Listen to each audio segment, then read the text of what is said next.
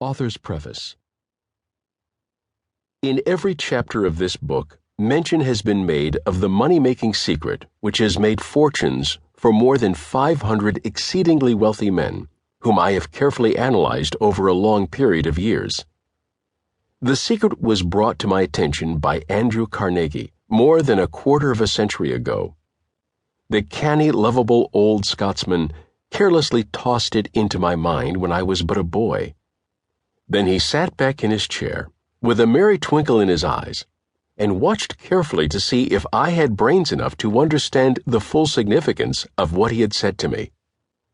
When he saw that I had grasped the idea, he asked if I would be willing to spend 20 years or more preparing myself to take it to the world, to men and women who, without the secret, might go through life as failures. I said I would, and with Mr. Carnegie's cooperation, I have kept my promise. This book contains the secret after having been put to a practical test by thousands of people in almost every walk of life. It was Mr. Carnegie's idea that the magic formula which gave him a stupendous fortune ought to be placed within reach of people who do not have time to investigate how men make money. And it was his hope that I might test and demonstrate the soundness of the formula through the experience of men and women in every calling.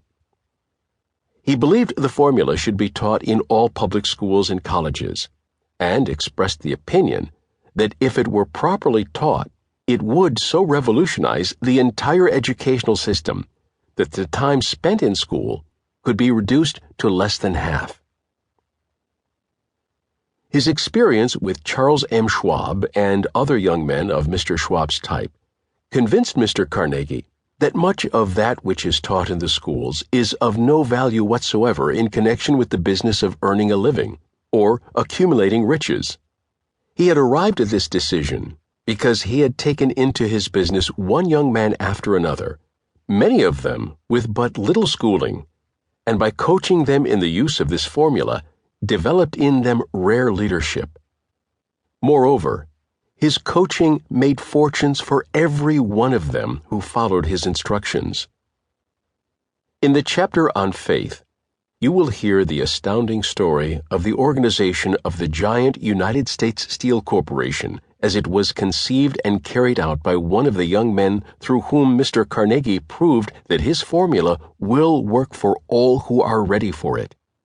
This single application of the secret by that young man, Charles M. Schwab, made him a huge fortune in both money and opportunity. Roughly speaking, this particular application of the formula was worth $600 million.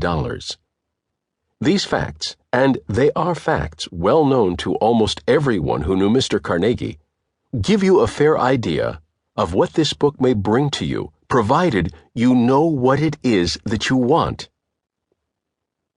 Even before it had undergone 20 years of practical testing, the secret was passed on to more than 100,000 men and women who have used it for their personal benefit, as Mr. Carnegie planned that they should. Some have made fortunes with it. Others have used it successfully in creating harmony in their homes. A clergyman used it so effectively that it brought him an income of upwards of $75,000 a year. Arthur Nash, a Cincinnati tailor, used his near-bankrupt business as a guinea pig on which to test the formula. The business came to life and made a fortune for its owners. It is still thriving, although Mr. Nash has gone.